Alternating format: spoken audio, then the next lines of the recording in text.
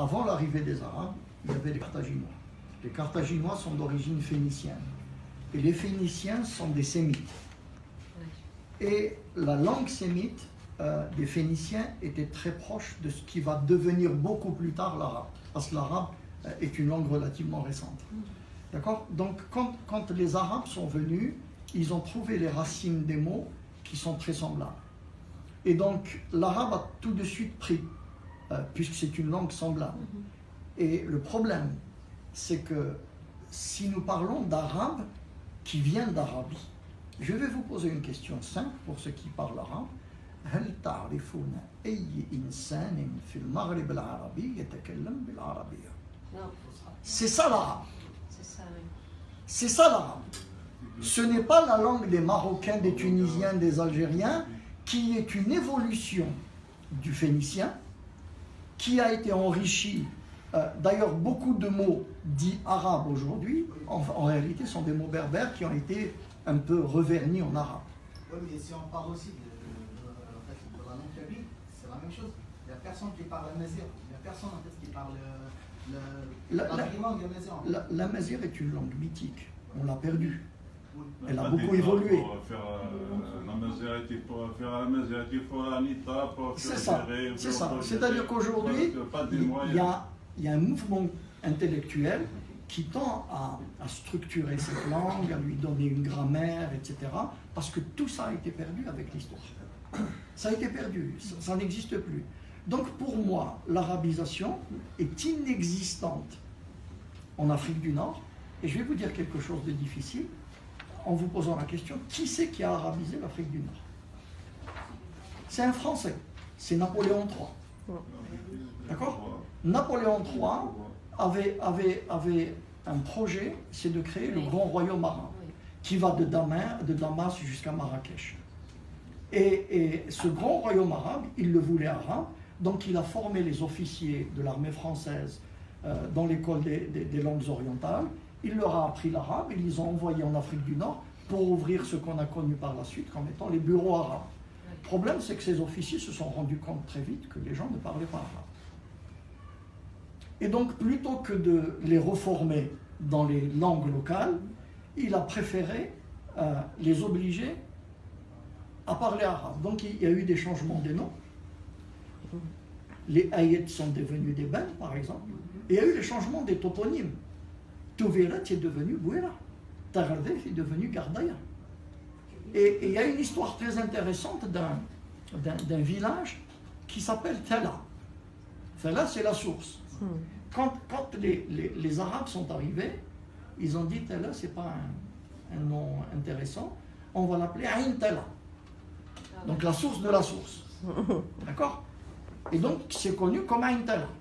Quand les Français sont arrivés, ils ont dit Ain Tala, c'est difficile à dire, on va l'appeler la source ou la fontaine de Ain Tala. Donc la fontaine de la fontaine de la fontaine. Je veux dire, le changement, vous allez à Aïfieni, c'est Benieni. Mais ça, c'est les Français.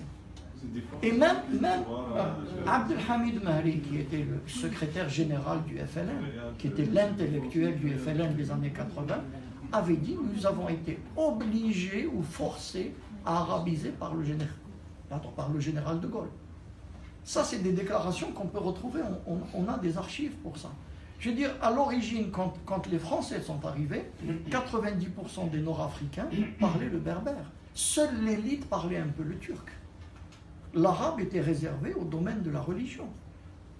Et d'ailleurs, mon propre père, il faisait la prière en arabe, mais il ne comprenait pas ce qu'il disait, il récitait en arabe. Donc l'arabe n'a jamais vraiment pris en tant que langue réelle dans la population. Il y a eu un vernissage en arabe, mais si vous prenez aujourd'hui les gens dans la rue, ils ne parlent plus aucune langue. On a perdu l'usage du berbère, que ce soit le chaoui ou le targhi, on a perdu ça, on a perdu l'arabe, on a perdu le français. Notre langue d'aujourd'hui est un mélange de tout ça, et c'est aussi la richesse du berbère. Le berbère, qui c'est qui a écrit le meilleur latin? C'était Saint-Augustin. Qui c'est qui a inventé la grammaire arabe? C'est un certain Youssef. Non. Ça va me revenir. En fait, c'est un berbère de Kabylie qui a mis l'elfi, les 1000 règles de grammaire de l'arabe. Je veux dire, Tu lui as appris de faire ça? Ben, parce que le berbère aime les langues. Aime les langues, cette ouverture. Juba écrivait en grec. Hein. Juba II écrivait en grec alors qu'il a été élevé à Rome. Il aurait pu écrire en latin. Mais en fait, oui, mais il aime à en oublier sa propre langue. Il protège sa langue. Ah bon? Il protège sa langue. Je veux dire, moi, je parle kabyle avec ma mère. Mais dehors, je parle soit l'arabe algérien, soit le français. Je protège ma langue pour un usage réservé, un usage intime. C'est la même chose chez les Touaregs, c'est la même chose chez les Chleux, c'est la même chose partout. Le berbère. Ah oui, mais ça c'est des études anthropologiques très intéressantes à faire. Ça, c'est des questionnements auxquels il faut répondre. Oui, bien sûr, mais bien sûr. Mais bien sûr. Tu vas aller faire, par exemple, service militaire obligé, tu parles la langue arabe. Oui, mais ce n'est pas de l'arabe. Je veux dire, quand tu prends un soldat algérien qui va aller faire un stage en Syrie, la première des choses qu'il fait, c'est d'apprendre l'arabe. Ce n'est pas la même langue entre le Maghreb et le Proche-Orient. Les films algériens ou marocains, quand ils sont diffusés à Damas ou au Caire ou ailleurs, sont sous-titrés en arabe. Parce que les Arabes ne comprennent pas la langue du Maghreb. J'étais dans une conférence à Londres avec des Arabes, on parlait en anglais. On ne se comprenait pas. Moi, je refusais de parler leur langue.